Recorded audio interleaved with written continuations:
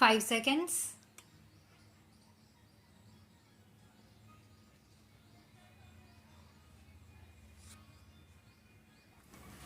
Mr. Vice Chairman, sir, in the course of his reply, the Honorable Minister referred to some of the remarks made on the 18th while replying to question number 4, and he said that his remarks were misunderstood by some of the members. Sir, I really admire my honorable friend for making a reference to it, but if I say that some ministers in the Council of Ministers at the center are wise, how you will take it? Of course, in his buoyancy, he made that statement.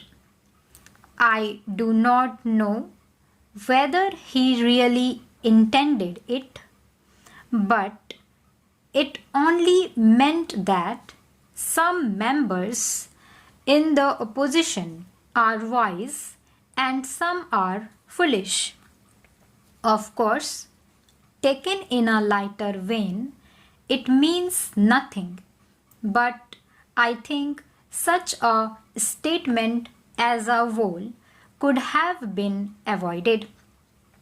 Now, sir, I welcome some of the statements made by him, and I submit that in April the vacancies were 64 and in July the vacancies were 67. According to his own analysis of the disease of arrears and pendency of cases in the Supreme Court and in the High Courts, the judge strength was less and therefore this backlog is there. Now, the pendency as on 31st December 1987 was 5.5 lakhs. It has now exceeded 6 lakhs. On that day in the Delhi High Court, the pendency was 2000 odd. Now, the pendency is over 25,000. The sectioned strength of the Delhi High Court is 18 permanent judges and 3 additional judges. The Delhi High Court has 5 service judges, out of whom 2 are from outside. In principle, I have no objection to judges being brought from other states. But of the 5 service judges, at least 2 are to be from outside. That means 3 are from Delhi. The judges from the subordinate judiciary do not get any chance of promotion. I have worked it out and I find that promotion is given to only about 40% of the judges from the service cadre. Therefore, they do not have the necessary incentive. I think something has to be done in this regard also to give proper incentives to the judges from the subordinate judiciary. If among the subordinate judiciary there are efficient and competent people, they should be promoted as High Court judges. Of course, it will boost the morale of these judges. In fact, we have seen that many Supreme Court judges who are doing very well have been promoted from the subordinate judiciary.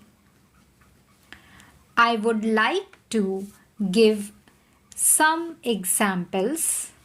Judges of the Supreme Court was at one time session judge.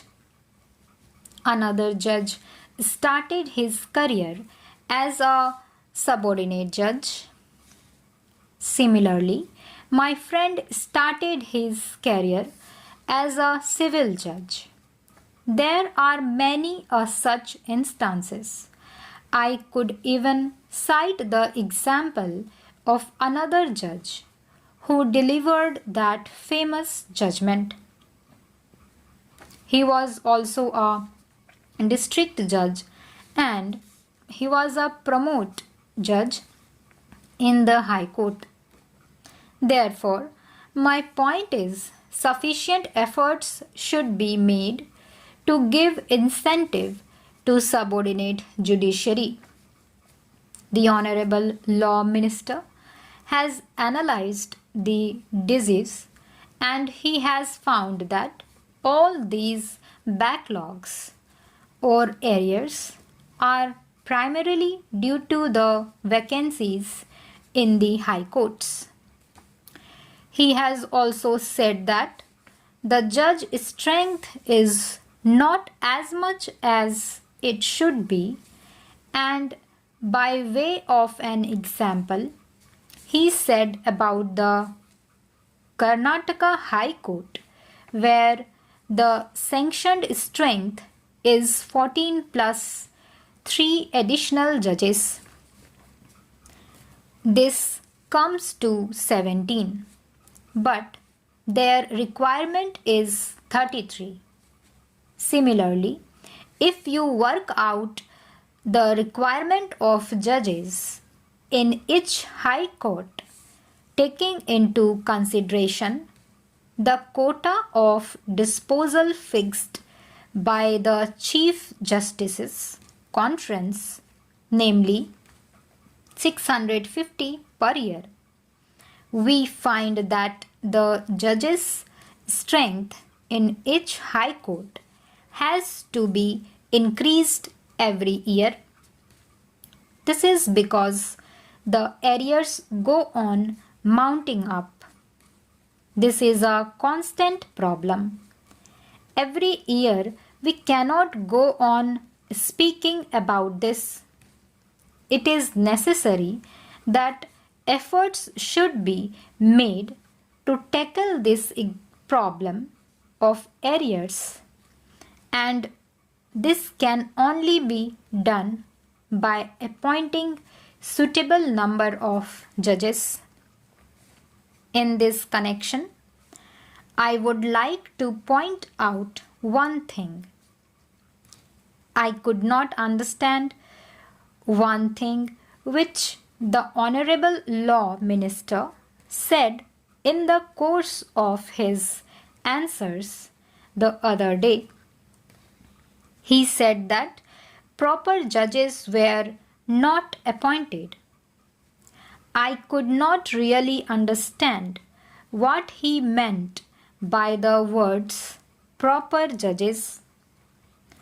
For the appointment of judges, there is a specific provision in the Constitution. Certain minimum qualifications must be there. Firstly, a recommendation is made by the state government in consultation with the Chief Justice of the concerned High Court. Then the appointment is made.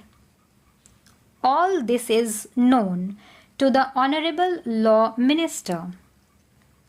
The same procedure has been followed.